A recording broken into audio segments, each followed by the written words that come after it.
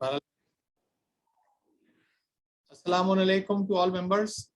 जैसा कि आप लोगों को पता है कि आज का हमारा टॉपिक जो है वो है सजदगा से मुताल्लिक। असल में टॉपिक ये है कि सजदा किन किन चीज़ों पर जायज़ है, और हमारे यहाँ सजदा बहरहाल के लिए हम सजदगा इस्तेमाल करते हैं, और उसमें भी खुसूसन खाके शिफा को यानी करबला की मट्टी को इस्तेमाल करते हैं। लेकिन हमारी फ़िक़्ह के एतबार से मट्टी पर और जो चीज़ जो है मट्टी से ग्रो करती है उस पर सजदा जायज़ है। ये बहरहाल एक बहुत दिलचस्प टॉपिक है, बहुत इंटरेस्टिंग टॉपिक है, क्योंकि जब हम लोग नमाज अदा करते हैं बाहर में अक्सर, तो मुख्तलिफ मकातिब फ़िक्र से ताल्लुक़ रखने वाले लोग इसको थोड़ा सा हैरत से देखते हैं और अक्सर लोग इस पे एतराज़ात भी करते हैं। और आजकल तो बहरहाल वो दौर है कि हर चीज़ पर एक जो है वो बिदअत और शिर्क का एक फतवा लग जाता है। तो ज़रूरत है कि हम लोग इस चीज़ की वजाहत करें, क्योंकि ऐसा ही नहीं कि ये हमारे यहाँ तो बहरहाल जो है वो मतलब सिलसिले इमामत से ये चीज़ आई है, लेकिन उसके अलावा भी और मकातिब फ़िक्र की जो है वो किताबों में है। यानी इवन अहले सुन्नत हजरात की भी जो मोतबर किताबें हैं उसके अंदर भी ये रिवायत मौजूद है। शायद अबू सैद खुजरी से और भी रावियों से मौजूद है कि रसूलुल्लाह सल्लल्लाहु अलैहि वसल्लम जो हैं वो मट्टी का इस्तेमाल करते थे सिजदे के लिए। तो बहरहाल हम जब लोगों के सामने अपने इस अमल की के बारे में बताएं लोगों को, तो अगर उनकी किताबों के अंदर भी ये चीज़ मौजूद है तो बेहतर है कि हम उसकी निशानदेही करें। वो जो है वो एक बेहतर तरीका है। तो इसी चीज़ पे रोशनी डालने के लिए हमारे पास साथ मौजूद हैं जनाब परवेज साहब, और आज वैसे ही काफ़ी ताख़ीर हो गई है, तो मैं उनसे गुजारिश करूंगा कि बगैर ताख़ीर करे इस मौजू पे गुफ्तगू शुरू करी जाए।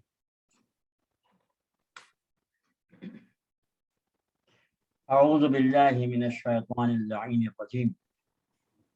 बिस्मिल्लाहिर रहमानिर रहीम। अल्लाहुम्मा सल्लि अला मुहम्मद व आलि मुहम्मद वअज्जिल फरजहुम वसहिल मखरजहुम वहशुरना मअहुम वरज़ुक़ना शफ़ाअतहुम। बिस्मिल्लाहिर रहमानिर रहीम। मुअज़्ज़िज़ नाज़रीन, बुजुर्गों, दोस्तों, साथियों, जूनियर सीनियर सब, आप सबसे पहले तो अदबन ताख़ीर की वजह से माफ़ी का खासगार हूँ। कुछ ट्रैफिक के प्रॉब्लम से हो गया रास्ते में कि डिले हो गया, और दूसरे कि आप तमाम हजरात का बहुत बहुत शुक्रिया जो वक्त निकालते हैं इन मबाहिस में हिस्सा लेने के लिए। मैं हिस्से का लफ्ज़ इसलिए इस्तेमाल कर रहा हूँ कि अगर अभी तक हिस्सा नहीं लिया गया है या बहुत पायलट प्रोजेक्ट पर लिया गया है, बहुत मुख्तसर उस पर लिया गया है, तो इसको और फ़रोग़ दें, क्योंकि जब तक हम एक्टिव पार्टिसिपेट नहीं करेंगे हम एक एक्टिव रोल अदा नहीं कर सकेंगे अपने मैसेज को बाहर कन्वे करने की। इस गुजारिश के साथ मैं अपना मज़मून शुरू करता हूँ। आज का उन्वान है सजदा मिट्टी पर। तो इसके चंद मुकद्दमात हैं। पहला मुकद्दमा तो ये कि अल्लाह अज़्ज़ व जल जो अर्हमर राहिमीन है, उसने नजासात 11 करार दिए। जितने मराजे के पास नजासात हैं, जो फहरिस्त बनती है वो 11 हैं, और मुतहरात 12 हैं। अच्छा, दूसरे जो 12 हैं उनकी कुछ तफसील इस तरह की है। ये पहला हिस्सा हमारा जो है पहले मुतहरात पर होगा, उसमें हम एक एक चीज को हम फिल्टर आउट करते जाएंगे और ता वक्त के हम सजदे तक पहुंचे। अच्छा, तो पहली चीज जो है पानी है। मुझे फिक़्ह मसाइल में जाना नहीं है, آپ کی جو قسم ہے آپ رسالہ مجاع میں جس کسی مرجع تقلید کی تقلید میں ہے وہ آپ اٹھا کے دیکھ سکتے ہیں. اور دوسرے ہے زمین، یعنی ایک مٹی پاک کرتی ہے مٹی، اور دوسرے زمین پاک کرتی ہے نجاسات کو، یعنی یہ پاک بھی ہیں اور پاک کرتے ہیں. اور تیسرے ہے سورج، سورج کی شعاعیں ہیں، وہ اپنے شرائط کے ساتھ پاک کرتے ہیں. دیوار پر جیسے کوئی نجاست آ گئی ہو وغیرہ وغیرہ آپ کی کتابوں میں مل جائیں گے. تو شمس ایک ہو گیا. چوتھے ہے استحالہ، یہ فقہ کے مسائل ہیں جو آپ سے بیان کروں. استحالہ جس کو انگریزی میں کہتے ہیں ٹرانسفارمیشن. استحالہ کیا ہے؟ جیسے کہ جو ہے کتا مثال کے طور پر ایک جو ہے بھٹی میں گر گیا، مائن میں، اور اس میں جل کر وہ راکھ ہو گیا. اب اس میں تمیز نہیں ہو رہی ہے کہ اس میں کتا کیا ہے اور ایش کیا ہے، ایش کیا ہے. تو یہ پاک ہے، یہ ہے استحالہ. اور پانچویں ہے انقلاب، جسے کہتے ہیں چینج. وہ چینج کیا ہے کہ وائن یا الکوہول وینیگر بن جائے، یا آرگینک کیمسٹری کی زبان میں R O H group, R single bond O H, O H ہے نا الکوہولس کا او ایچ، یہ کنورٹ ہو جائے R C O O H, R hyphen single bond C O O H, یعنی یہ کیا بن گیا؟ وینیگر بن گیا. چھٹے ہے ٹرانسفر، یہ ہے انتقال. انتقال کیا ہے؟ جیسے کہ انسان کے جسم پر مچھر بیٹھا اور اس نے انسان کا خون پیا. اب ہم نے مچھر کو جب مارا تو مچھر کے جسم سے خون نکل آیا. حالانکہ مچھر جو ہے اس میں اوپن ویسکولر سسٹم ہے، انسیکٹس میں اوپن ویسکولر سسٹم ہے. جیسے ورٹیبریٹس میں، ہائر ورٹیبریٹس میں ہم دیکھتے ہیں کہ جو ہے کلوز ویسکولر سسٹم ہے، یعنی جن میں آرٹریز اور وینس کے ذریعے جو ہے بلڈ سرکولیٹ ہوتا ہے. لیکن انسیکٹس میں جو ہے کاکروچز وغیرہ ہیں، جتنے بھی انسیکٹ ہیں آرتھروپوڈز ہم دیکھتے ہیں ان میں جو ہے کلوز ویسکولر سسٹم ہے، اوپن ویسکولر سسٹم ہے. یعنی آپ دیکھیں گے کہ ان کی تھرو آؤٹ دی باڈی جو ہے بلڈ پایا جاتا ہے. کوئی ویل ڈیفائنڈ سسٹم نہیں ہے آرٹریز اور وینس کے پائپ لائنس جیسے ہوتے ہیں.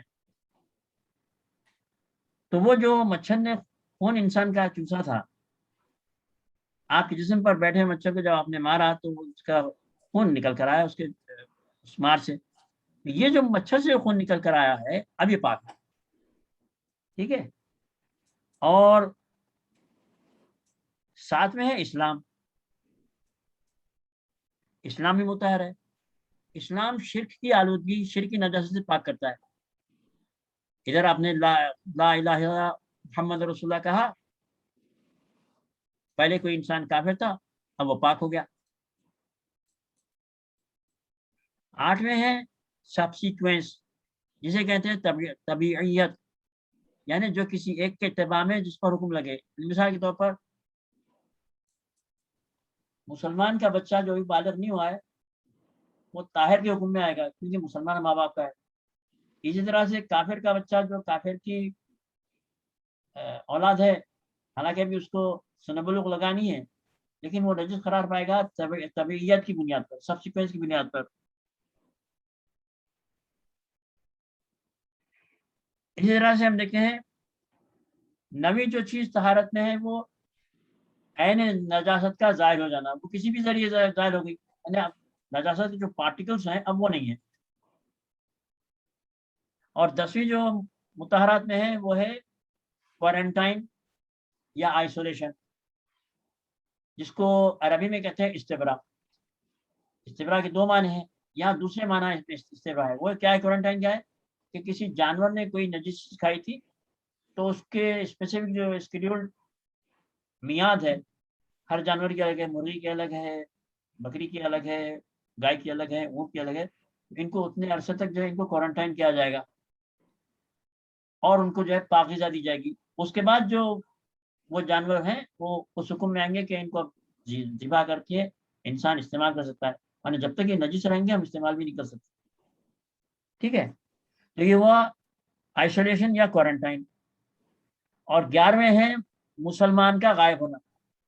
مسلمان کا غائب ہونا کیا ہے؟ مسلمان کا غائب ہونا یہ ہے کہ ایک شے تھی جو مسلمان کی پوزیشن میں تھی، وہ پہلے نجس تھی، اس کے بعد پھر ایک عرصے کے بعد وہ مسلمان غائب ہو گیا، یعنی اویلیبل نہیں ہے، لیکن جو چیز پہلے نجس تھی اب وہ ہم کو پڑی ملی. تو اب یہاں پر حکم یہ ہے کہ جو مسلمان غائب ہو چکا ہے، چونکہ وہ مسلمان تھا، ہم جانتے ہیں کہ وہ دیندار تھا، مسلمان تھا، اس لیے اب یہ اس پر حکم لگے گا کہ اب یہ پاک ہو گیا ہے، کیونکہ وہ ایک کمیٹڈ بینگ ہے، ذمہ دار ہے، اس نے طہارت دی ہوگی اس پر.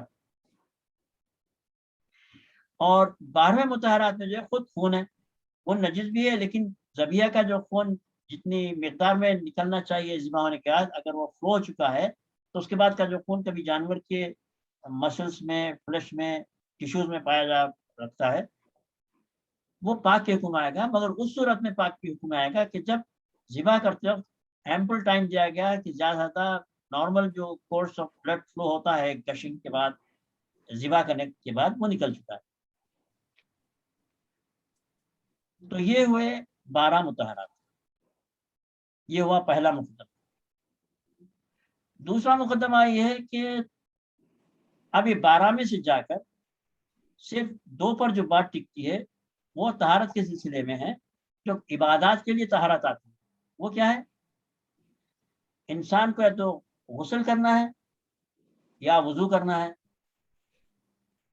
حاجات کی بنیاد پر. لیکن اگر کوئی سبب ہو، شرعی سبب ہو، عذر ہو، تو اب پانی کی جگہ مٹی سے تیمم کیا جائے گا. تیمم اسی صورت میں کام کرے گا جب کوئی ایمرجنسی ہو گئی ہو، کوئی عذر ہو چکا ہو. کام وہی کرے گا جو وضو کرتا ہے، پانی کرتا ہے. لیکن اگر پانی سے وضو ممکن تھا اور اس وقت ہم نے تیمم کیا تو باطل ہے. اسی طرح سے اگر زخم تھا اور خطرہ ہم نے مول لیا ڈاکٹر کے کہنے کے باوجود، پھر بھی ہم نے وضو کیا اور بیماری بڑھتی رہی، تو اس کے لیے بھی ہم بہرحال گناہ گار ہیں، ہم کو تیمم کرنا چاہیے تھا. تو ایک پانی ہوا اور دوسری مٹی ہوئی جن سے ہم طہارت کرتے ہیں. یعنی 12 جو مطہرات گنائے گئے ہیں وہ تو طاہر ہیں اور طہارت کرتے ہیں نجس چیزوں میں. لیکن یہ وہ 2 چیزیں ہیں، لیکوئڈ اسٹیٹ میں پانی اور سالڈ اسٹیٹ میں مٹی، جو ہم کو قابل بناتے ہیں اللہ کے حضور عبادت میں پیش ہونے کے لیے. تو اب ان 12 میں سے فلٹر آؤٹ ہو کے 2 رہ گئے، پانی اور مٹی. اچھا، جب ہم عبادت کے لیے کھڑے ہوں گے، اب اس میں پانی بھی فلٹر آؤٹ ہو گیا، اب اس میں کیا باقی رہا؟ مٹی باقی رہی. اب یہاں سے ہماری گفتگو شروع ہوگی. یہ تھے مقدمات. حالانکہ ابھی بھی اس میں ذیلی مقدمات موجود ہیں، وہ انشاءاللہ تذکرے میں آئیں گے. وہ کیا ہے؟ سجدہ کرنے کے لیے جو سجدہ سب سے اہم ترین رکن ہے، معراج صلاۃ ہے، وہ بجا لانے کے لیے انسان کو مٹی پر سجدہ کرنا ہے. لیکن مٹی پر سجدہ کرنے کے علاوہ اور بھی اشیاء جن پر سجدہ جائز ہے، جیسے پتا ہے، چٹائی ہے، جوٹ کی، یا جسے ہم کہتے ہیں چٹائی میٹ کی، سنتھیٹک پلاسٹک کی نہیں. اسی طرح سے جب یہ دونوں اویلیبل نہ ہوئے، یعنی مٹی کے ساتھ ساتھ چٹائی یا پتا اویلیبل نہ ہوئے، تو پیپر اگر اویلیبل نہیں ہوا ہے تو ٹیشو پیپر ہے. مگر ٹیشو پیپر کے لیے شرط یہ ہے کہ وہ سیلولائڈ کا بنانا ہو. یہ سارے مراجع کا فتویٰ ہے کہ جو ٹیشو پیپر سیلولائڈ کے انگریڈینٹ ہوتا ہے اس پر سجدہ نہیں ہوتا. یہ ہو گیا. اس کے بعد ہم دیکھتے ہیں کہ اگر یہ بھی اویلیبل نہ ہو کچھ، تو انسان کے انگوٹھے کو، جس کو 2 انگوٹھوں کے پور ملاتے ہیں، اتنی جو جگہ بنتی ہے اس پر سجدہ ہے. اچھا، اب یہ سب اپنے آرڈر میں ہے، اگر یہ نہ ہو تو یہ ہے، یہ نہ ہو تو یہ ہے، یہ نہ ہو تو یہ ہے. ایسا نہیں کہ ہمارے پاس سجدہ بھی ہے مثال کے طور پر، یا پتا بھی ہے مثال کے طور پر، لیکن ہم اس کے باوجود اگر ہم جو ہے ناخن پر کر رہے ہیں تو یہ سجدہ باطل ہے. اسی طرح سے سب سے آخری جو ہے وہ ہے کپڑا. کپڑا کون سا؟ کپڑا وہ جو آپ کی آستین کا ہو, آپ کے پوشاک سے خارج کا نہ ہو, بلکہ آپ جس چیز کو پہنے ہوئے ہیں اس میں سلیوز اتنے بڑے ہوں کہ آپ سلیوز کو نکال کر اس پر سجدہ کر سکتے ہیں. مگر یہ لیٹسٹ ریسورٹ ہے. کچھ کے نزدیک یہ لیٹسٹ ریسورٹ ہے اور کچھ فقہا کے نزدیک ناخن پر سجدہ لیٹسٹ ریسورٹ ہے. اب رہی بات کہ کیا کپڑے پر, کارپیٹ پر سجدہ ہو سکتا ہے, تو تمام فقہا کا اجماع ہے کہ ان پر سجدہ نہیں ہوتا, باطل ہے. اچھا یہ باطل کیوں ہے اور مٹی پر زور کیوں دیا گیا ہے؟ مٹی کی اہمیت کیا ہے؟ مٹی کی اہمیت کئی وجوہات سے. سب سے پہلی وجہ تو یہ ہے کہ وہ طاہر بھی ہے, مطہر بھی ہے, اور اس سے تیمم بھی ہوتا ہے. یہ تین اس کے پلس پوائنٹس ہوتے ہیں جو اور دوسروں میں نہیں ہے. اس کے بعد پھر ہم دیکھتے ہیں کہ مٹی کا ایک خاص رشتہ انسان سے ہے. اللہ عز و جل نے انسان کو خلق کیا ہے مٹی سے. کہیں اس نے اس کو تراب کہا ہے, کہیں طین کہا ہے, کہیں کھنکتی مٹی کہا ہے. اچھا اسی طرح سے امیر المومنین علیہ السلام نے اپنے پہلے خطبے میں جو ارشاد فرمایا ہے کہ اللہ نے آدم علیہ السلام کو جو خلق کیا ہے تو اللہ نے سخت نرم شیریں شورادار زمین سے مٹی جمع کی. اچھا یہ چاروں کی تقسیم جو قرآن مجید میں ہم کو ملتی ہے, ہمائن مسنون, تراب, طین, ارض, یہی ہم کو نجم والا ملتی ہے. اچھا یہ چار کی سگنیفیکینس کیا ہے؟ مٹی جب کہا گیا ہے تو اس میں دو چیزیں, ایک تو جو مٹی زمین پر ہے ہم اسی کو دیکھ لیں گے, یہ رچ ہے سلیکون ڈائی آکسائڈ میں, اور یہ زمین کا حصہ ہے اور ہمارا حصہ. ہم میں اور اس میں دونوں میں ایک رشتہ, ایک یگانگت الیکٹریکل فیلڈ سے جو یونیورسل ہے, یعنی انسان میں اور ارتھ جسے ہم کہتے ہیں ارتھ. ایک رشتہ یہ ہو گیا. دوسرا رشتہ یہ ہوا کہ مٹی جب کہا جا رہا ہے تو مٹی میں صرف یہی مٹی نہیں ہے جس میں خاک کہہ رہے ہیں, بلکہ اس خاک میں پنہا وہ سارے ایلیمنٹس ہیں جو پیریڈ ٹیبل کا حصہ ہیں, اور وہ چار حصوں میں منقسم ہے. چاہے آپ برانسٹیڈ تھیوری ڈیفینیشن لے لیں, یا چاہے آپ ڈیوس ایسڈ بیس ڈیفینیشن لے لیں, یا چاہے آپ الیکٹرانک ڈیفینیشن لے لیں, الیکٹرانک بیسڈ کلاسیفیکیشن لے لیں, وہ چار حصوں میں, یعنی پیریوڈک ٹیبل کے جو بائیں جانب ہے جن کو ہم کہتے ہیں ان کا ہے لو آئی پی, لو آئونائزیشن پوٹینشیل, اور جو رائٹ سائڈ آف ٹیبل ہے ان کا ہے ہائی ای اے. خیر ویسے یہ کیمسٹری کی تو خیر کلاس ہے نہیں, لیکن ایک تھوڑا جو حضرات سائنس سے مرغوب ہیں اور جن کو رغبت ہے ان کے شوق کے خاطر بتا دوں کہ لو آئی پی کا مطلب کہ what is I P? Ionization potential is the amount of energy required to release an electron. یہ ہے left side of the table پر. اور اس طرح سے right side of the table کے جو گروپس ہیں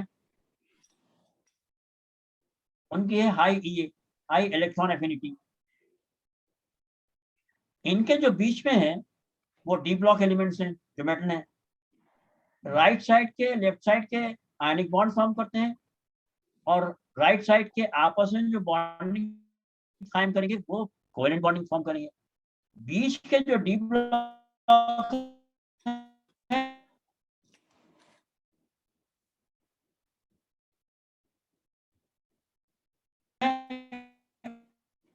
وہ کوآرڈینیٹ بانڈنگ فارم کریں گے جسے ہم کوآرڈینیٹ لنکیجز کہتے ہیں, جس میں زمرہ ہے اور اطراف میں اس کے چیلیٹس ہیں گلو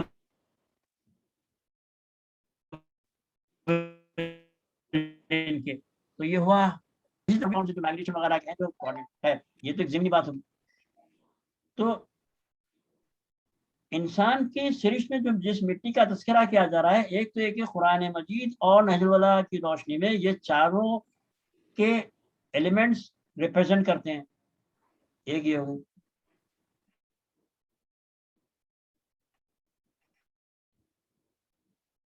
دوسرے ہم دیکھتے ہیں کہ قرآن مجید میں کے طور پر اس طرح پیش ہوئے ہیں کہ انسانی ذہن سر دھنتے رہ جاتا ہے.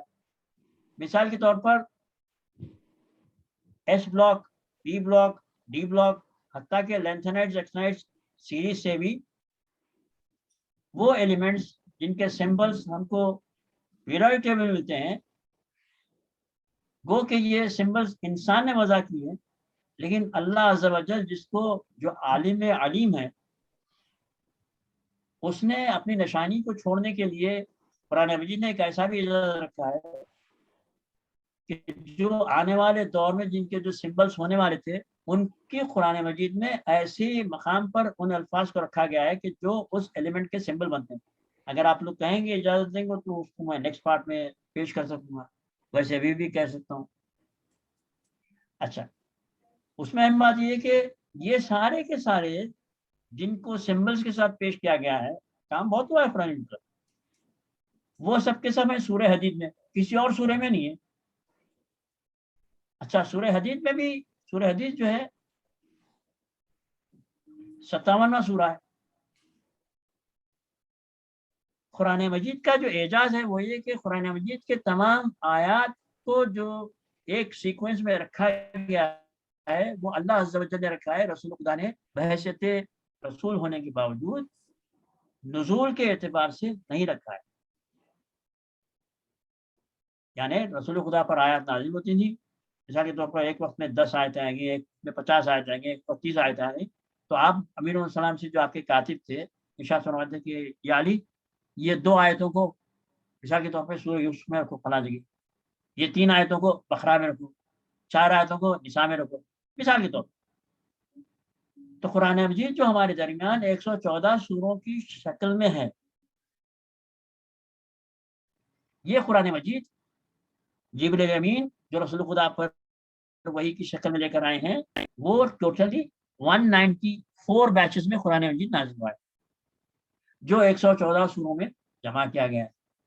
اور یہ جمع کرنے میں اللہ عز و جل نے جہاں ایک طرف رسول خدا کے بعد ولایت کے لیے کہا تھا کہ یا ایھا الرسول بلغ ما انزل الیک وما بلغت رسالتہ، وہیں ہم دیکھتے ہیں کہ یہی انداز قرآن مجید کے حفاظت کے لیے اللہ نے بھی لیا. ورنہ طٰہٰ، یاسین، مزمل، مدثر اور یا ایھا الرسول بلغ ما انزل الیک وَإِن لَّم تَفْعَلْ فَمَا بَلَّغْتَ رِسَالَتَهُ. ٹھیک ہے.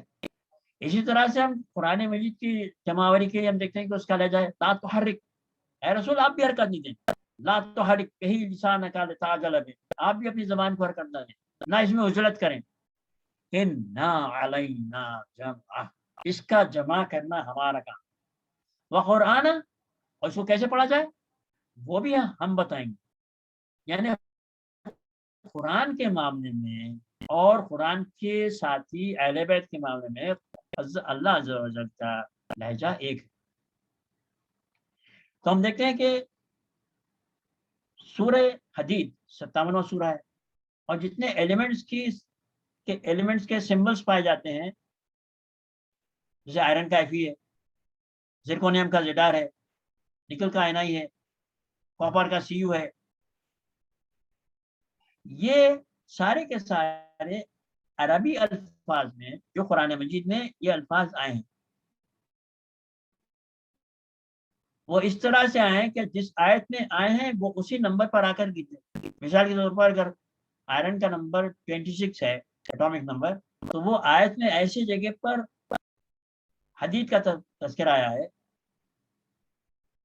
فیرس کا، Fe کا،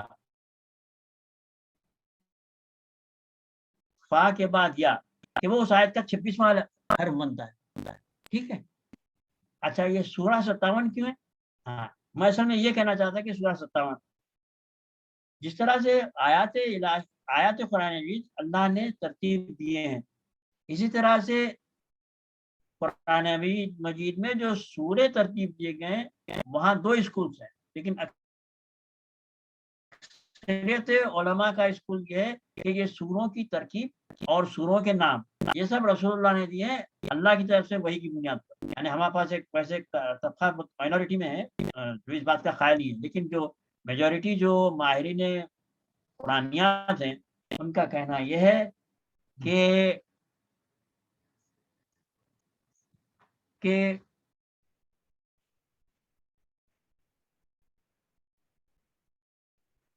ان کا کہنا یہ ہے کہ میں کہیں پر تھا، دیکھیے تھوڑا کنسنٹریشن ہوا. قرآن مجید میں جو سوروں کی ترتیب ہے وہ بھی اللہ اس کے کئی دلائل ہیں. مثال کے طور پر پہلے آپ سورہ حم میں دیکھیں گے، پھر سب سے آخر کا سورہ دیکھیں گے سورہ ناس، تو ان کی ابتدا اور انتہا میں ایک سیکوینس ہے. اچھا یہ تو ابتدا اور انتہا 2 ایکسٹریمز ہو گئے، لیکن ان کے درمیان ہم دیکھتے ہیں کہ ہر سورے کی آخری آیت اور آنے والے سورے کی آیت میں ایک مضمون کی، ایک ادبی پرتوں کی ایک سیکوینس ہے. تو اسی طرح سے ہم دیکھتے ہیں کہ جو سورہ ہے سورہ حدید 57 سورہ، ہم دیکھتے ہیں کہ وہ کہ آئرن کا ایٹامک نمبر 26 ہے، جو اس آیت میں آیا جہاں پر 26 پر آتا ہے وہ لفظ حرف. لیکن 57 اس لیے کہ اگر آپ آئرن کے اگر آپ آئسوٹوپس کی اسٹڈی کریں گے تو انسان کی زندگی میں سب سے زیادہ استعمال ہونے والا انڈسٹریل لیول پر، نیوکلیر لیول پر جو آئرن کا آئسوٹوپ استعمال ہوتا ہے وہ 57 ہے. تو پتہ چلا کہ ایک رشتہ انسان کا مٹی سے اس وجہ سے ہے کہ وہ اس کی سرشت میں ہے 95% واٹر 5% ایلیمنٹس میں سارے ایلیمنٹس ہو گئے پیریوڈک ٹیبل کے. ایک دوسرے مٹی پیورلی اللہ کی تخلیق کرتا ہے، یعنی اگر آپ کپڑے پر کرتے ہیں یا کارپیٹ پر کرتے ہیں تو یہ مین میڈ ہے، اگر وہ سینتھیٹک ہو یا ووون ہو، 12 ان میں ہاتھ انسان کا لگا ہے. لیکن جو خاک ہے جو مٹی ہے وہ اللہ کی خلق کرتا ہے، اور یہ مٹی انسان میں ہے، انسان مٹی کا ہے. تو ایک رشتہ تو مٹی سے زمین کا ہی ہو گیا. تیسری چیز یہ ہے کہ مٹی اور انسان میں جو چیز کامن ہے وہ الیکٹرک کنڈکشن ہے، الیکٹرو میگنیٹک. ہم جسے کہتے ہیں زمین میں ہے ارتھنگ، اور چنانچہ ارتھنگ کا افیکٹ انسان پر ہوتا ہے. آپ کی جو ای سی جی ہے یا ای ای جی ہے، الیکٹرو انسیفالوگرام ہے یا الیکٹرو کارڈیوگرام ہے، یہ سب جو چلتے ہیں ہمارے برین سے ای جی یا ہارٹ سے جو نیچرل پیس میکر ہے اسے جو الیکٹرک کنڈکشن چلتا ہے، یہ سب وہی.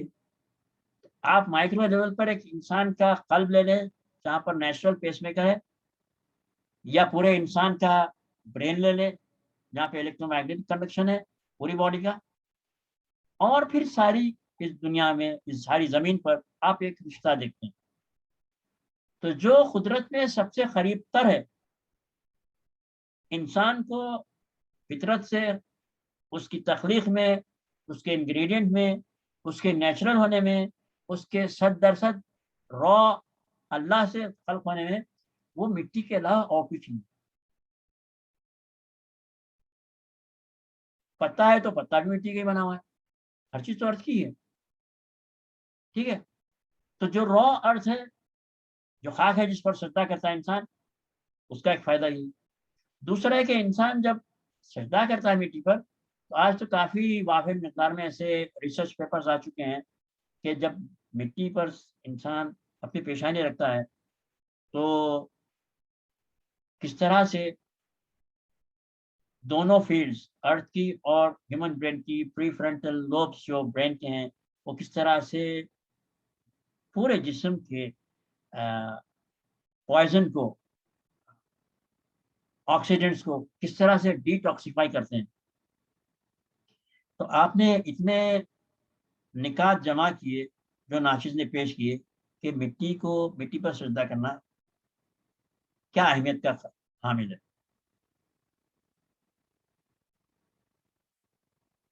اور یہ چیزیں دوسری اشیاء میں نہیں ملتی. تو ہم دیکھتے ہیں کہ سجدہ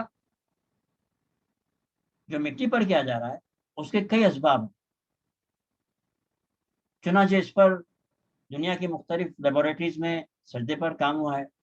جاپان میں، جرمنی میں، سعودی عرب میں، سعودیہ کے گیزٹس لکھتے ہیں سرکولرز مٹی پر سجدہ کریں. اب سجدہ جو رسول اللہ صلی اللہ علیہ وآلہ وسلم کرتے تھے وہ یہ کہ مثال کے طور پر اگر گرمی ہو جائے، شدید گرمی ہو، تو مٹی کو جمع کر کے، جیسے آج ہم تربت کی شکل دیکھتے ہیں، اس پر آپ سجدہ کرتے تھے. اور یہ سجدہ جو ہے وہی تربت کی شکل بنی. اچھا، اس تربت میں بھی جو چیزیں ملی ہوتی ہیں وہ بھی سب کی سب نیچرل ہیں، کوئی کیمیکل نہیں ہے، کوئی سنتھیٹک نہیں ہے. پانی ہے، آگ ہے. سجدگاہ میں ہوتا کیا ہے، پانی سے ملاتے ہیں مٹی کو، اس کو ڈرائی کرتے ہیں، ڈرائی کرنے میں اس میں ہیٹ آتی ہے، گرمی آتی ہے. تو اور اشیاء سے مقابلے میں مٹی جو ہے پھر قابل قدر ہو گئی سجدگاہ کے لیے سجدہ کرنے. تو میں چاہ رہا تھا کہ آپ حضرات کو کچھ اس سلسلے میں بتاؤں، ظاہر کروں کہ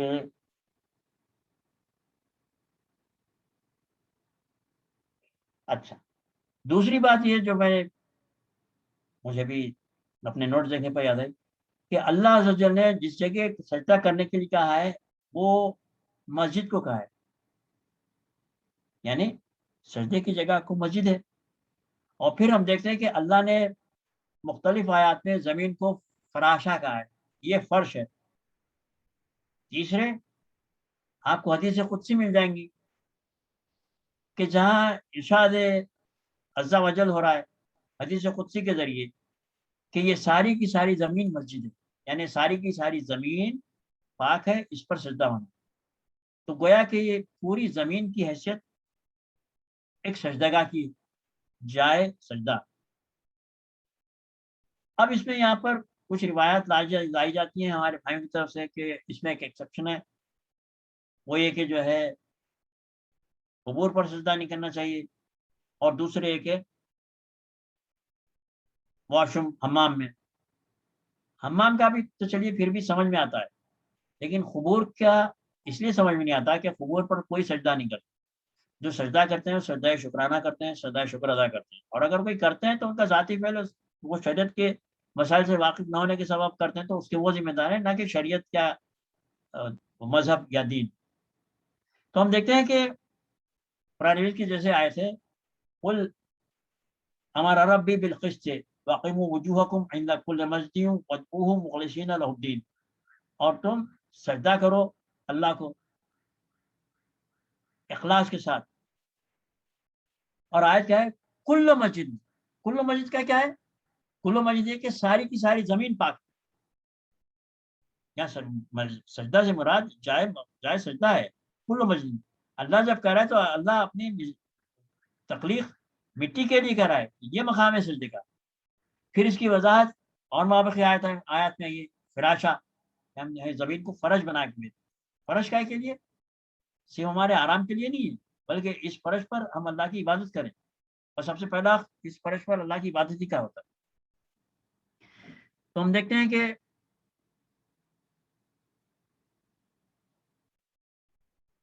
زمین کا جو حصہ ہے وہ انسان کی سرشت میں سب سے ہمبلنس کا، اپنے آپ کو پس سے پستر کرنے کا، وہ یہ ہے کہ اللہ کے حضور وہ سجدہ ریز ہو جائے.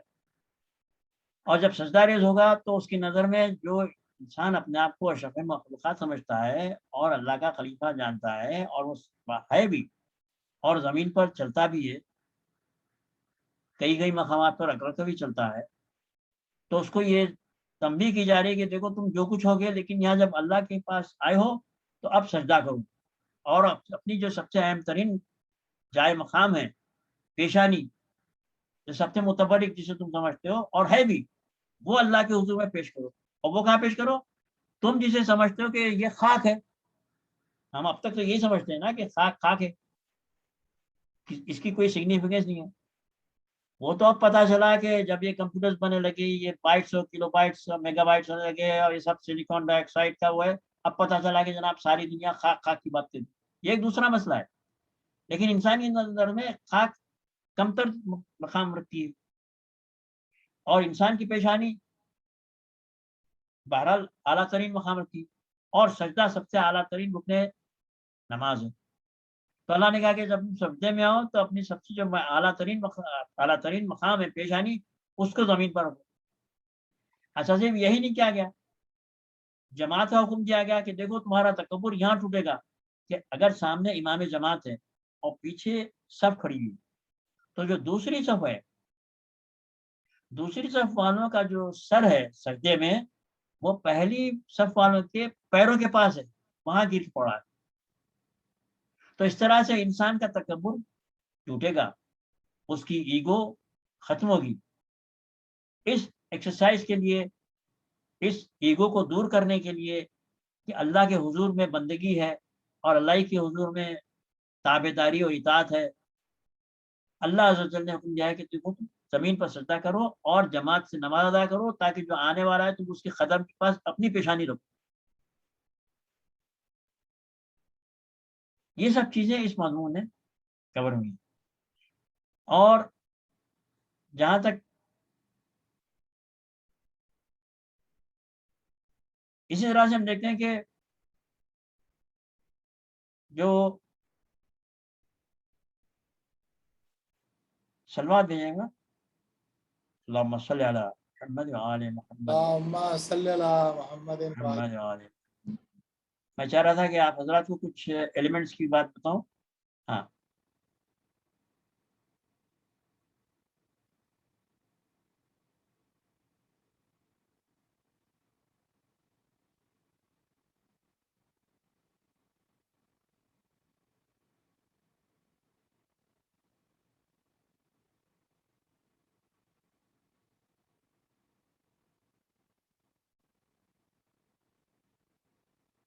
صلوات صلی علی محمد. اللہم صلی علی محمد وآل محمد.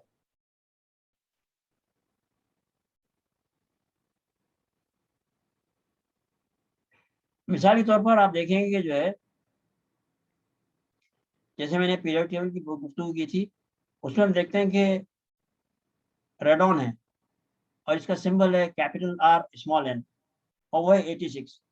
وہ اپنی آیت میں ایسے لفظ پر رے اور نون آئے گا جو 86 ہوگا. اسی طرح سے سورہ حدید میں وہی ایک ہی سورہ میں سر ہم دیکھتے ہیں کہ زرکونیم، سورہ حدید کی جو 40ویں آیت ہے، اس میں یہ لفظ آئے گا، آیت میں جو حرف آئے گا وہ 40 کے مقام پر ہی گرے گا، زیر. ایک بڑی فہرست ہے، آپ حضرات کا اس میں وقت نہیں ہوگا، جن کو ٹیکنیکل گفتگو سے دلچسپی ہوگی وہ مجھے کہیں گے تو میں انشاءاللہ پورا آپ حضرات کو پیش کروں گا. تو یہ ہوا اس کا پہلا حصہ، جو سجدہ مٹی پر کیا جانا چاہیے، اس کی اہمیت کیا ہے، اس کو کیوں مٹی پر کرنا چاہیے، اور کپڑے چاہے ووون ہو یا سینتھیٹک ہو یا وہ چیزیں جو مین میڈ ہوں، ان پر سجدہ کیوں نہیں ہونا چاہیے. اس کی صرف وجہ یہ ہے کہ اس میں انسانی ہاتھ لگا ہے، جس کے برخلاف چاہے مٹی ہو یا پتا ہو یا خمرہ چٹائی ہو، یہ اللہ کے خلق کردہ ہیں. ان میں بھی جو سب سے اہم ترین ہے وہ مٹی، اس لیے کہ مٹی انسان کا حصہ ہے، اس مٹی سے انسان بنا ہے، اس مٹی میں انسان جانے والا ہے، اس مٹی کو وہ سب سے پست سمجھتا ہے، اپنے کو اشرف مخلوقات سمجھ کر بہت اعلیٰ اور ارفع اس حد تک سمجھتا ہے کہ وہ انا کی منزل میں پہنچتا سمجھتا ہے اپنے کو. تو اللہ عز و جل نے کہا ہے کہ اس انا کو توڑنے کے لیے، اس تکبر کو توڑنے کے لیے، کہ یہ یاد رہے کہ انا صرف اللہ کو زیب دیتی ہے ورنہ اور کسی کو نہیں. ہاں، خودی الگ چیز ہے اور انا الگ چیز ہے. خودی کی تعریف کی گئی ہے، اور انا یہ وہی ہے جس کا سب سے پہلے اظہار ابلیس نے کیا تھا، اور اسی کی طرف سے اس کے انسٹیگیٹ کرنے پر جب اس نے حضرت آدم و حوا کو کہا تو ان کو وہاں سے نکلنا پڑا. اور جس چیز کو شیطان نے اپنے سرشت کی وجہ سے کیا تھا وہ یہ تھی کہ جو ہے میں چونکہ آگ کا بنا ہوں اور آگ چونکہ مٹی سے بلند ہوتی ہے اس لیے میں بلند ہوں اور یہ مٹی پست ہے. اس نے گویا یہ قیاس کیا. خطبہ خاصہ دیکھیے جو نہج البلاغہ کا 192واں سورہ ہے, 192nd چیپٹر سورہ سوری خطبہ, اور نہج البلاغہ کے طویل ترین اور پرمغز پرمعنی الہیات پر انتہائی شاندار خطبات میں سے خطبہ خاصہ کا شمار ہوتا ہے. وہ کہ اس کا عنوان ابلیس سے کے متعلق ہے, لیکن اس میں توحید کے وہ نکات ہیں کہ انسان کا سر دھنتے رہ جائے. برائے مہربانی تو نہج البلاغہ سے جہاں آپ نے توحید کے دروس حاصل کیے ہوں گے, اگر کبھی زاویے سے نظر نہ پڑی ہو تو ایک بار خطبہ خاصہ کا مطالعہ کیجیے, طویل ترین خطبات میں سے ہے. اور اس پہلے حصے کو میں یہاں پر روکتا ہوں کیونکہ رات بھی کافی ہو چکی ہے. آئندہ جو ہم سیشن لیں گے اس میں جو ہے یہ دلائل نقلیہ سے تھے, دلائل عقلیہ سے تھے, سائنس اور ریزن کی بنیاد. دوسرے حصے میں جو ہے نقلیہ ہوں گی روایات کی بنیاد پر کہ خاک کا سجدہ اور خاک پر سجدہ ود اسپیشل ریفرنس ٹو خاک کربلا پر سجدہ, وہ روایات جو اہل تسنن اور اہل تشیع دونوں میں قبول کیے گئے ہیں, جن کو رد نہیں کیا گیا ہے اور جو دونوں کے پاس سلیبریٹڈ ہیں, ان روایات کی روشنی میں پیش کیا جائے گا.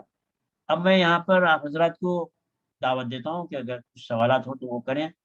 حالانکہ دیر ہو گئی ہے, میری تو خواہش تھی, میں نے بھائی سلمان سے کہا بھی تھا کہ اب ہم جو کریں گے تو ہمارے پاس چونکہ کچھ لوگ اردو سے کافی کم واقف ہیں, اس لیے ان کی خاطر جو ہے آدھا حصہ ہمارے سیشن کا اردو میں ہوگا, اور وہ جو ٹاپک ہم لیے ہیں آدھا جس کو اردو میں کہا ہے اسی آدھے کو ہم انگلش میں بھی کہیں گے ان شاء اللہ. وہ آئندہ اس لیے کریں گے, آج ہم لیٹ ہو گئے تو اس وجہ سے ہم معافی چاہتے ہیں. اور اب آپ کے کوئی سوالات ہوں تو کر سکتے ہیں. السلام علیکم ورحمۃ اللہ وبرکاتہ. بسم اللہ الرحمن الرحیم. اللہم کل ولیک الحجۃ ابن الحسن صلواتک علیہ وعلی آبائہ فی هذه الساعة وفی کل ساعة ولیا وحافظا وقائدا وناصرا ودلیلا وعینا حتى تسکنه ارضک طوعا وتمتعوا فيها طویلا. اللهم صل على محمد وآل محمد وجل فرجهم وسهل مخرجهم واحشرنا معهم وارزقنا شفاعتهم. تو جو بھی چاہیں سوال کر سکتے ہیں, ہمارے پاس ایک 5 منٹ ہیں, اور کہ ہم لوگوں نے یہ طے کیا ہے کہ اپنے سیشن کو 1 گھنٹے کے اندر ہی ختم کریں گے.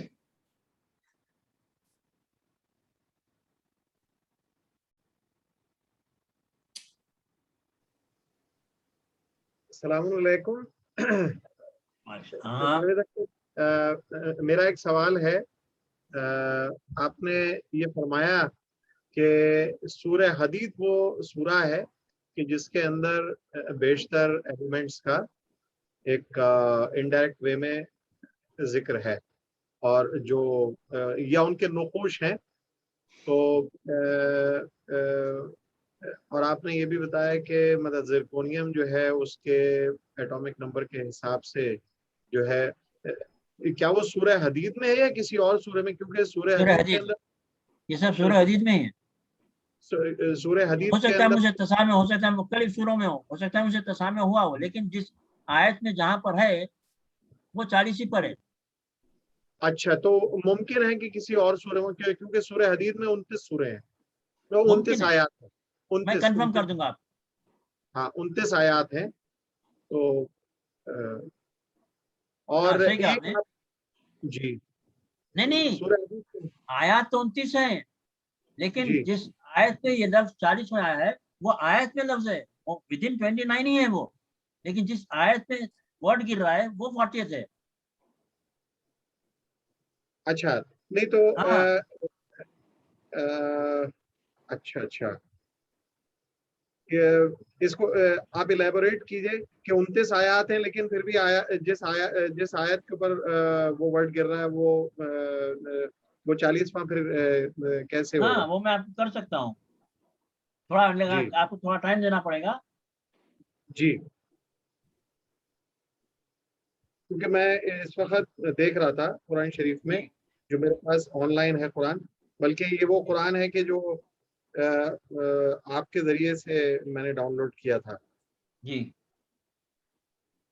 یہ سورہ حدید جو ہے وہ 57واں ہے سورہ.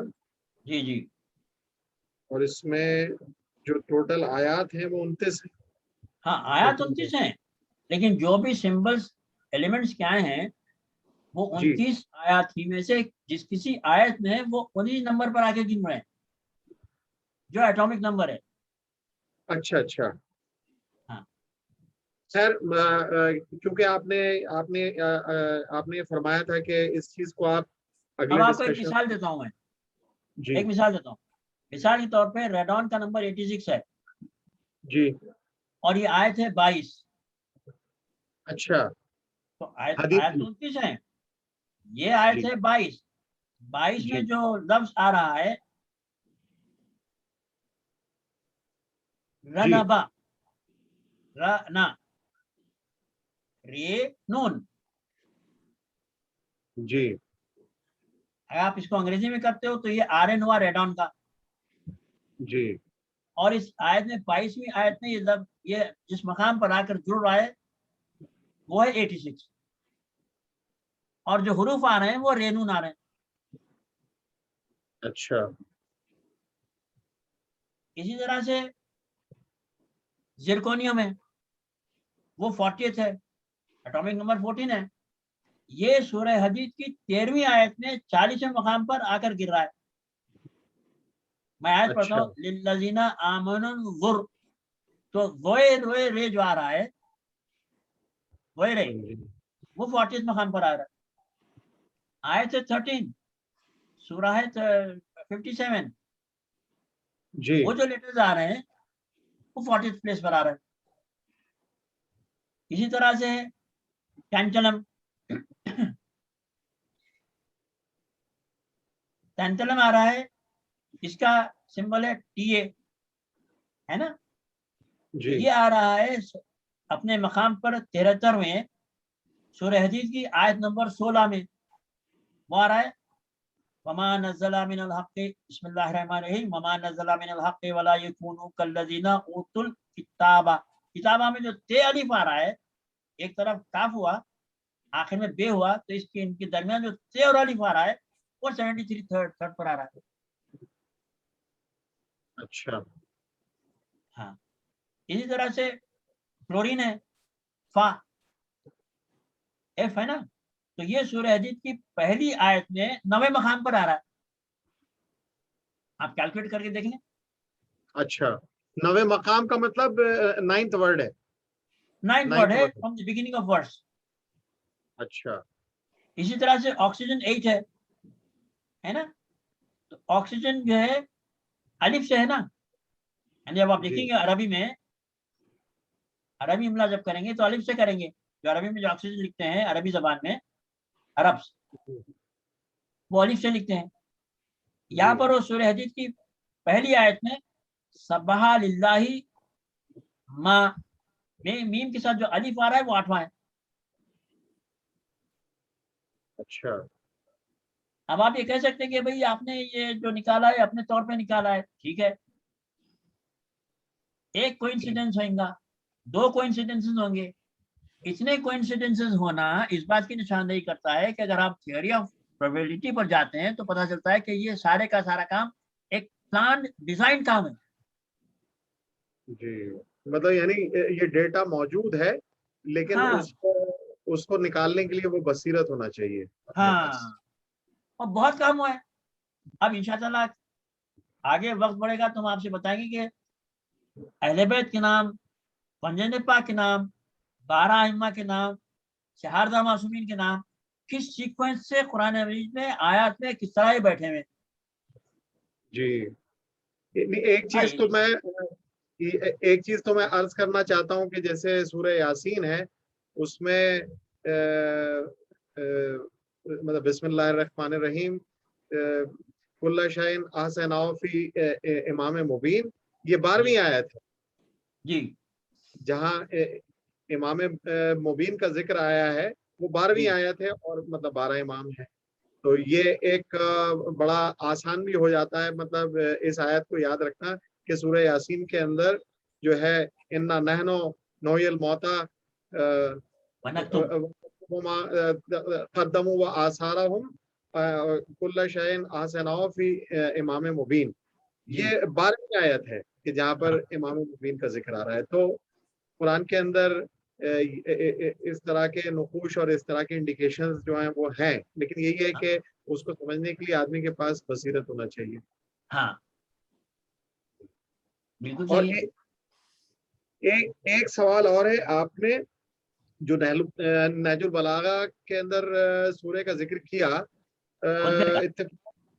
جی خطبے کا، ہاں آئی ایم سوری خطبے کا جو ذکر کیا، تو عام طور پہ کیا ہے کہ جیسے اب یہاں پر آن لائن جو نہج البلاغہ ہے اس میں نمبرز میں ہے، تو یہ کس نمبر کا خطبہ ہے، سرمن ہے؟ کس سبجیکٹ پہ کہنا ہے؟ خطبہ خاصہ کہہ رہے ہیں یا مٹی میں انسان کی تخلیق کا؟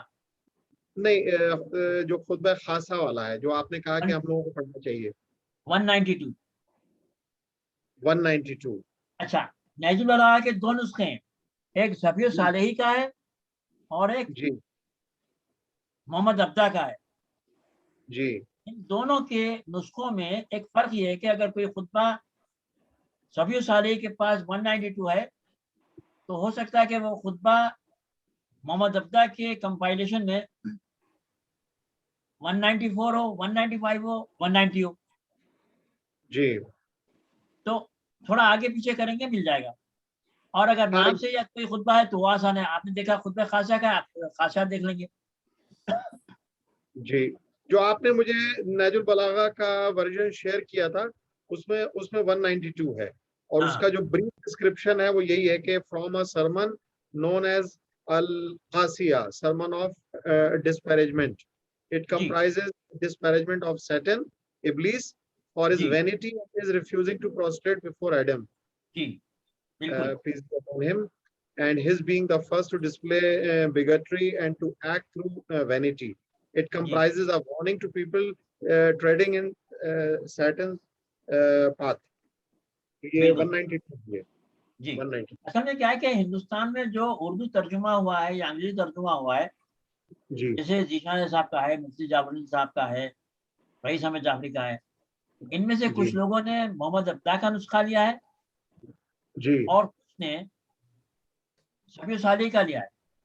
اب فرض کیجیے کہ ذیشان صاحب نے صفی صالحی کا لیا ہے اور میں اس کا کوئی ریفرنس دوں تو آپ کہیں گے بھائی تو آپ کو مل نہیں رہا ہے کیونکہ آپ کے گھر میں رئیس مفتی جعفر صاحب ہیں. جی تو کوئی مسئلہ نہیں ہے، ایسا نہیں ہے کہ خطبہ نہیں ہے، خطبے موجود ہیں، صرف نمبر آگے پیچھے ہو گئے. تھوڑی اگر آپ دقت کر لیں گے، آگے پیچھے دیکھ لیں گے تو آپ کو مل جائیں گے. جی یعنی نہج البلاغہ کے خطبے اس طرح سے نہیں جس طرح سے کہ قرآن مجید کے سورہ کے جہاں شیعہ و سنی کے درمیان سارا اتفاق ہے کہ پہلا سورہ حمد ہے، دوسرا بقرہ ہے، تیسرا آل عمران ہے، چوتھا نساء ہے، مثال کے طور پر. صحیح ہے، شکریہ انکل. التماس سے دعا. اور کوئی اگر ہو؟ زین آئی تھنک. ہیلو جی السلام علیکم. ہاں وہ ایکچولی پہلے میرے دماغ میں سوال نہیں تھا، بٹ ابھی یہ ڈسکشن ہوا تو اس میں ہی اینڈ میں یہ سوال آیا، اور یہ اسپیچ کے اندر بھی تھا کہ جو قرآن کی سوروں کی جو ترتیب ہے تو اس کے اندر اہل بیت علیہ الصلوۃ والسلام کی جو روایتیں ہیں ان سے ملتا ہے کہ کچھ سورے جیسے کہ سورہ فار ایگزامپل سورہ والضحیٰ اور سورہ علم نشرہ، سورہ جو مجھے نمبر یاد نہیں ہے، آئی تھنک 92 اور 93 اور 94 سورے، تو یہ دونوں سورے ایک ہی ہیں، مطلب یہ ایک ساتھ پڑھے جانے چاہیے، ان کو ون مان کر پڑھنا چاہیے. سو آئی مین اس کے اوپر مطلب آپ کی کیا رائے ہے؟ تو لائک ایسے کتنے سورے ہیں یا پھر لائک یہ پھر ترتیب میں ڈفرینس ہے یا پھر ترتیب میں سملیرٹی ہے جو عام مطلب نارملی ہم پڑھتے ہیں؟ آپ کا بہترین ٹیکنیکل سوال ہے. اس کا جواب یہ ہے کہ آپ کے پاس روایات کی بھرمار ہے. موجودہ قرآن جو ہمارے پاس موجود ہے وہ تواتر سے ہے, ٹھیک ہے. اب جو روایات آ رہی ہیں تواتر کے خلاف, اگر وہ خبر واحد ہیں اور اگر وہ ٹکراتی ہیں تو ان کو آنر نہیں کیا جائے, کیونکہ اصول فقہ کا ایک قانون ہے, لا ہے, کہ خبر واحد کو رد کر سکتی ہے, خبر تواتر کو رد کر سکتی ہے, خبر تواتر خبر واحد کو رد کر سکتی ہے, لیکن کبھی بھی خبر واحد خبر تواتر کو رد نہیں کر سکتی. اب جو مسلمانوں کے درمیان قرآن مجید ہے وہ مقام تواتر میں بین شیعہ و سنی موجود ہے. اگر ایسی کوئی روایت آتی ہے جو تواتر سے ٹکراتی ہے تو اس کو آنر نہیں کیا جائے گا. اسناد کے اعتبار سے وہ مضبوط ہوگی تب اس کو صرف اس حد تک لیا جائے گا کہ مثال کے طور پہ ان کو ملانے کا, جیسے معجزتن ہے اور بھی ہے, لیکن ان کو بیچ میں سے ان کی بسم اللہ الرحمن الرحیم نکال کر 114 سوروں کو 112 نہیں کیا جائے گا. سمجھ رہے ہیں آپ؟ جی. یعنی جو کانٹینٹ قرآن مجید کا ہے وہ پورا انہی الفاظ کے ساتھ موجود ہے. اب کسی نے 2 چھوٹے سوروں کو 1 کر دیا کسی روایت نے مثال کے طور پہ, تو اس سے اوور آل قرآن کے گیٹ اپ پر فرق نہیں پڑا, آیتیں اتنی ہیں, الفاظ اتنے ہیں. اگر کوئی بسم اللہ الرحمن الرحیم کو جو 2 سوروں کے درمیان ہے اگر ان کو حذف کر کے پڑھتے ہیں تو پھر انہوں نے اس بسم اللہ الرحمن کو ترک کیا, تو اس سے آیات میں فرق پڑا. اگر 6223 آیات ہیں تو وہ جا کر 6221 آیت ہوں گے کیونکہ آپ نے 2 بسم اللہ نکال دی. لیکن چونکہ 6223 آیات کا قرآن تواتر سے پہنچا ہے اس لیے آپ کو اس کو آنر کرنا ہے. ہو سکتا ہے آپ کا نیکسٹ سوال یہ ہو کہ پھر اگر ایسا ہو تو شیخ صدوق نے کیوں ان 2 سوروں کو گروپ بنا کر 1 کر دیا اور ان کے نزدیک 112 سوروں کا قرآن ہے. شیخ صدوق کیا جی ایسے تو آئی مین کافی ڈسکرپنسیز ہیں. آپ نے پڑھا ہے نا یہ؟ جی مطلب میں نے پڑھا نہیں ہے بٹ ان جنرل میں جانتا ہوں کہ علامہ مجلسی صاحب کے اس میں بھی مطلب اس طرح کی روایتیں ہیں. لیکن علامہ مجلسی کی دیکھیے, میں علامہ مجلسی کی جو بہار البار ہے نا وہ اصل میں ان کا جو کنٹریبیوشن ہے صرف اس حد تک ہے کہ ان کے زمانے تک یعقوب کلینی اور ان سے قبل کے جیسے تفسیر عیاشی صاحب عیاشی, تفسیر قمی, یہ وہاں سے لے کر ائمہ کے دور سے لے کر جتنی کتابیں جمع ہوئی تھیں ان ساری کتابوں کو انہوں نے ایک جگہ جمع کیا ہے اور اس کا نام انہوں نے دیا ہے بحر البار. چنانچہ بحر البار میں آپ جا بجا دیکھیں گے جتنی روایتیں ہیں نا اس میں جو ریفرنسز ملیں گے نا وہ شیخ صدوق کے ہیں, ان کی کتب کے ہیں, شیخ مفید کے ہیں, شیخ توسی کے ہیں, ان کے جو پیڈیسرز ہیں ان سب کے ریفرنسز ہیں. انہوں نے صرف کمپائل کرنے کا کام کیا ہے. ان کو اس بات سے بحث نہیں ہے کہ اس میں صحیح کیا ہے ضعیف کیا ہے, حالانکہ وہ ماہر علم رجال تھے. انہوں نے کہا کہ اس کی یہ روایت میرے پاس ضعیف ہے, انہوں نے نکالا نہیں. اور ہمارے پاس بھی اب تک وہی کلچر آ رہا ہے کہ جو چیز جو حدیث رجال سے ضعیف ہے اس کو نہیں نکالا جاتا. اور یہ بات اپنی جگہ اوریجنلٹی رکھنے کے لیے درست ہے, کیونکہ ہو سکتا ہے کہ ایک روایت آپ جو ریسرچر ہیں, آپ جو مجتہد ہیں, آپ کے نزدیک ضعیف ہو سکتا ہے کہ دوسرا جو مجتہد ہے اس کی نظر میں وہ آتھینٹک ہو. اور ہوئے ایسے ایسے ایک روایت ایک سورس ایک اسکول آف مجتہدین کے پاس ضعیف ہے لیکن دوسروں نے اس کو قبول کیا ہے اور ان کی اپنی دلائل ہیں. بغیر دلائل کے موو نہیں ہوتا. ایسا نہیں ہے کہ کسی سے کوئی دوستی یا کوئی انکلینیشن ہے, اسی کا نام تحقیق ہے. تو آنے والی نسل پتہ نہیں قیامت تک کتنے علماء, مجتہدین, اصولین پیدا ہوں گے, ماہرین پیدا ہوں گے, ان کو کہاں سے مواد ملے گا. مثال کے طور پر اکثر کتب تو جو ہے بنو عباس کے دور میں جب شیعہ کتب جلائی جا رہی تھیں تو کتنی کتابیں تو وہ تھی جو کٹی پٹی آدھی حالت میں اس وقت جو لوگ لے کر وہاں سے فرار ہوئے وہ کتابیں محفوظ ہو گئی. پتہ چلا کہ وہ لکھنؤ کے کتاب خانے میں آ گئی, رامپور کے کتاب خانے میں آ گئی. کچھ ایسی کتابیں کہ کتابوں کا کچھ آدھا حصہ عراق اور ایران میں رہ گیا, آدھا حصہ یہاں پر رہ گیا. یہی نہیں, بلکہ کچھ روایتیں ایسی ہیں کہ آدھی روایت وہاں پر رہ گئی اور وہ روایت کا پورا حصہ ہندوستان آ گیا. جی جی تبھی تو صاحب الغدیر عبدالحسین امینی نے جی انہوں نے جو کتاب لکھی ہے اس میں انہوں نے زیادہ جو محنت کی ہے، جہاں پر آ کے انہوں نے پوری 11 جلدیں لکھی، وہ لکھنؤ میں لکھی ہیں. ہاں جی. تو یہ سرمایہ ہمارے پاس محفوظ ہے، کیونکہ وہاں پر ہم پر دور تقیہ تھا، ہم کو ہماری کتاب خانے جلائے گئے، علماء کو شہید کیا گیا. تو اپنے تبرکات، اپنی تبرکات یعنی کتب، عالم کے پاس کیا تبرکات ہوں گے، کتابیں ہوں گی، ان کے حفاظت کی خاطر وہ مختلف مقامات پر گئے، اسپین گئے، انڈیا آئے، تو جہاں جا گئے وہ کتابیں اویلیبل ہے. جی جی. تو یہ بات ہے. تو یہ تحقیق میدان تحقیق کا ہمیشہ کھلا ہوا ہے. ہم یہ نہیں کہہ سکتے کہ جب روایت کو ضعیف کر دیا تو اس کو کتابوں سے کیوں نہیں نکال دیا. نہیں نکالیں گے، وہ آنے والے موقع کے اوپر چھوڑیں گے کہ وہ تحقیق کرے. وہ تو ایک ایک آگے کے ریسرچرز کے لیے ایک ایشو ہو جائے گا. یہ ہمارا ٹریڈیشن ہے. ہاں، کیونکہ ہم قرآن کے علاوہ کسی اور چیز کو حجت نہیں مان سکتے، ہر چیز کے لیے ریسرچ کا ایک دائرہ رہنا چاہیے. یعنی یہ شیعت کے اعلیٰ اقدار میں سے ہے کہ وہ کسی ضعیف کو ضعیف کہہ کر کتابوں سے اپنے نکال نہیں دیتے، وہ آنے والے موقع کے لیے ہوم ورک بنا کے چھوڑتے ہیں. ورنہ کامن سینس تو یہ کہتا ہے کہ جب آپ کہہ رہے ہیں ضعیف ہے تو کتاب سے نکال دیں. مثال کے طور پہ کافی میں 16,000 روایتیں، 16,000 میں سے 12,000 ضعیف ہیں، مگر کافی میں وہی 16,000 روایتیں، کوئی ایک کو بھی ڈیلیٹ نہیں کیا گیا. ایک وجہ تو یہ کہ وہ ریٹین رہیں پورے 16,000. دوسری قانونی اور شرعی وجہ ہے. وہ قانونی شرعی وجہ کیا ہے کہ جب تک آپ کافی کے نام سے کوئی کتاب شائع کریں گے جو یعقوب کلینی کی ہے علیہ رحمہ کی، جب تک آپ کافی کا نام یعقوب کلینی کے ریفرنس سے لیں گے، ہم کو اور آپ کو یا کسی عالم کو یہ حق نہیں بنتا ہے کہ یعقوب کلینی کی کمپائلیشن میں اپنا انٹرونشن ڈالے، اپنی مداخلت کرے کہ اس میں سے کوئی چیز نکال لے اور نکال کر کہے کہ یہ کافی ہے، یہ کتابیں کافی ہے نا. یعنی اگر کوئی یعقوب کلینی کی کوئی اولاد میں موجود ہوگا اور کوئی ان کے ذخیرے سے کوئی چیز نکال کر پبلش کرے گا، تو کیا ان کے جو بچہ ان کی اولاد سے آج رہے گا، اس کو یہ حق نہیں بنے گا کہ جس نے ایسی حرکت کی اس کو کورٹ میں جا کے سو کرے کہ آپ نے ہمارے جج کا نام تو لیا، ان کی کتاب کا نام لیا اور آپ نے اس میں سے 10 روایتیں نکال دی، کیا آپ کو کس نے کہا تھا؟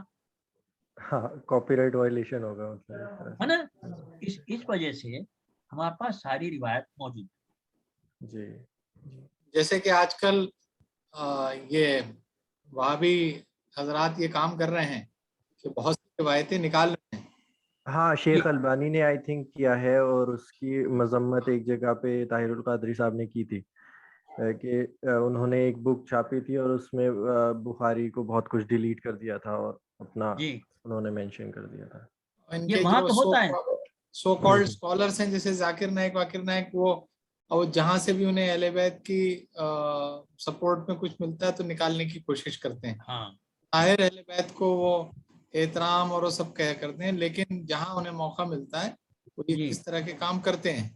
تو یہ کام چل رہا ہے. بلکہ جو مناظرہ ہے پشاور نائٹس جو ہے، اور اس کے بعد بھی جو ہے کیونکہ یہ کافی میڈیا نے کور کیا تھا، اور اس کے بعد بہت سے لوگ مطلب در اہل بیت کی طرف آ گئے، تو پھر انہوں نے کام یہ شروع کیا کہ کسی طرح سے اپنے ترمیم کرنا شروع کر دی. تو جو کہ ہمارے یہاں نہیں ہوئی ہے. وہ ٹھیک ہے، ذخیرے ہیں، ایک کمپائلیشن، کوئی نہیں کہہ رہا ہے کہ دس از دی آتھینٹک. آپ ریسرچ کریے، اور ہر اسکالر جو ہے he has the liberty to use all the means and research the subject. Of course, کیونکہ ہم غیبت کبریٰ میں ہمارے پاس کوئی عالم یہ دعویٰ نہیں کرتا کہ وہ معصوم ہے جیسے امام ہوتے ہیں. ہاں، تو اس لیے ہمارے پاس تحقیق کا راستہ ہمیشہ کھلا ہوا ہے. ورنہ ریسرچ کا دروازہ ہی بند ہو جائے گا اگر اس طرح سے کہہ دیں گے بھائی یہ تو ہماری حیات ہے. جی، یہ ہماری حیات ہے، یہ ہماری حیات ہے، یہ تو ہمارا موومنٹ ہے، جس کو اقبال بھی یہ کہہ کے گزر گئے reconstruction of the religious thought of Islam میں، کہ اجتہاد کو حرکیاتی ہونا چاہیے، اس میں موومنٹ ہونا چاہیے، اس میں جمود نہیں ہونا چاہیے. جو روایتوں کو ضعیف کہہ کر اپنے پاس سے ڈیلیٹ کرتے جا رہے ہیں وہ جمود کے قائل بنتے جا رہے ہیں. وہ خود ہی اپنے جال میں پھنسیں گے. وہ اپنے مذہب کو بیسیکلی قتل کر رہے ہیں ایک طرح سے. اور ایک آپ کو جب یہاں تک بات آئی ہے تو ایک اور ایک بات سوری آپ کو میں بتا دوں، بڑے اہم بات ہے، وہ یہ کہ سمویئر ان 1971 اور 1972 میں علی گڑھ میں ایک بہت بڑا سیمینار ہوا تھا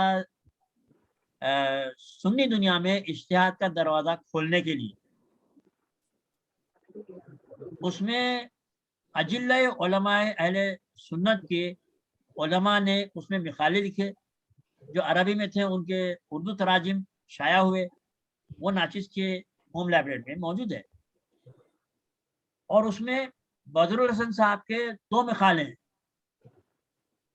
اور بدر الحسن صاحب کے ان 2 مقالے کے علاوہ جتنے بھی اہل تسنن حضرات کے علماء تھے انہوں نے یہ کہا کہ ہمارے پاس چونکہ تقریباً 1100 سال یا 1200 سال کے عرصے سے در اجتہاد بند ہو چکا ہے، اب کھولنے کی اگر بات ہوتی ہے تو ہم مجبور ہیں کہ ہم شیعہ اجتہاد کی مدد اس لیے لیں کہ وہ ہمارا جو فاصلہ ہے یعنی 1971 سے لے کر دور رسول تک پہنچنے کا، اگر اس میں کہیں کنٹینیوٹی ہے، تسلسل ہے، جس نے کنٹینیوٹی کو محفوظ رکھا ہے، کیونکہ اہل تشیع میں اجتہاد کا دروازہ کھلا رہا، تحقیق ہوتی رہی، ماہرین رجال پیدا ہوتے رہے، کام ہوتا رہا، اس لیے ہم مجبور ہیں کہ ہم اپنا دروازے اجتہاد کھولنے کے لیے شیعوں کی مدد لیں. بغیر ان کی مدد کے ہمارے پاس در اجتہاد نہیں کھل سکتا، کیونکہ وہاں تو ویل ڈیفائنڈ پروسیس کنٹینیوڈ ہے نا. ہاں یہ تو یہ ہمارے اقدار میں سے ایک چیز کیا ہوئی کہ اگر کسی کو در اجتہاد کھولنا ہے، ایک وہ ہمارے سے مدد دے، ہم برابر مدد کریں گے. ایک دوسری وجہ یہ کہ ہمارے پاس جو اجتہاد ہے اس میں کسی ضعیف روایت یا کوئی ایسی کتابیں ہوں گی تو ہم اپنی کتابوں سے ان کو نہیں نکالیں گے. اور اسی وجہ سے جتنی ضعیف روایتیں کافی میں ہیں، مجموع الفقی میں، تہذیب میں، استفسار میں ہیں، معانی الاخبار میں، سب کتابوں میں موجود ہیں، سوائے قرآن کی کوئی اوتھینٹک نہیں ہے. اس کے باوجود جاننے کے باوجود کہ کیا ضعیف ہے، علامہ مولوی بڑے بزرگ عالم تھے رجال کے، اس کے باوجود انہوں نے کم سے کم وہ تو نکال سکتے تھے کہ بھائی میں خود ایک عالم ہوں، میں جانتا ہوں ضعیف ہوں. انہوں نے بھی نہیں نکالا، انہوں نے اس اوریجنلٹی کو مینٹین کیا. یہ ہمارے اعلیٰ اقدار میں سے، یہ ہمارے ویلیوز میں سے.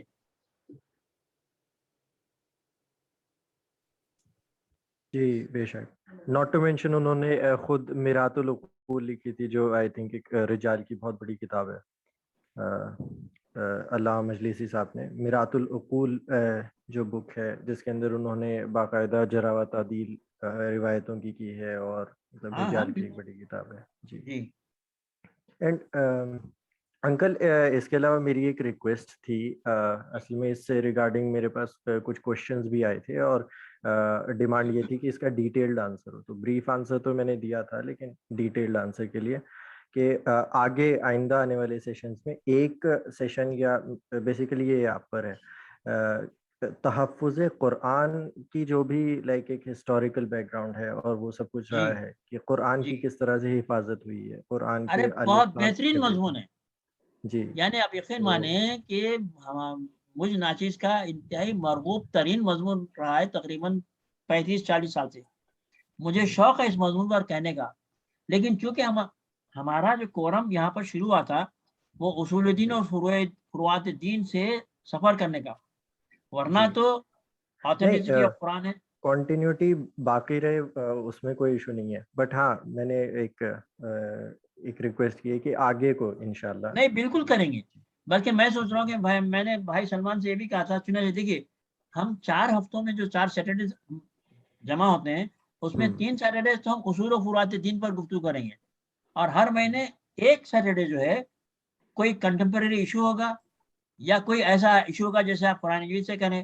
اسی طرح سے کمپائلیشن نہج البلاغہ، اوتھینٹسٹی آف نہج البلاغہ، authenticity compilation meaning and science tips in نہج البلاغہ، اور سیم ان صحیفہ کاملہ بالکل ہونا چاہیے. تو ہم کیا کریں گے، 3 اپنے سیٹرڈیز ہیں اس پر رکھیں گے، اور ہر مہینے ایک سیٹرڈے سے last Saturday of the month ہم اس کو کسی ایک پرٹیکولر ٹاپک کے اوپر لیں گے. جی انشاءاللہ. انشاءاللہ. یہ بہت اچھا ٹاپک ہے اور اس پہ ایک کتاب بھی شائع ہوئی تھی کافی پہلے, گھر میں ہمارے آئی تھی لندن سے, حفاظت قرآن جو کا ٹائٹل تھا, بلکہ اس میں انہوں نے بڑی ایک اچھی مثال دی تھی اس کے فارورڈ میں کہ کس طرح سے حفاظت قرآن کری گئی, کیا اسٹریٹجی اپنائی گئی. تو انہوں نے شیر کے شکار والی مثال دی تھی.